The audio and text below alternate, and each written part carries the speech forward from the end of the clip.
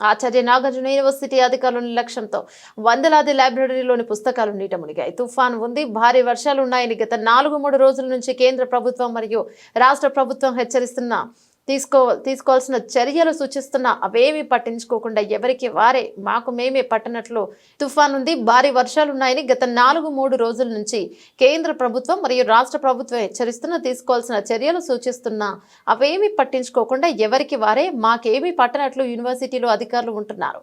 ఇక దీని ఫలితమే నేడు భారీ వర్షాలు, గ్రంథాలయంలో వందలాది పుస్తకాలు నీట మునిగి దీనికి బాధ్యులెవరు? ఎవరి మీద చర్యలు తీసుకోవాలి?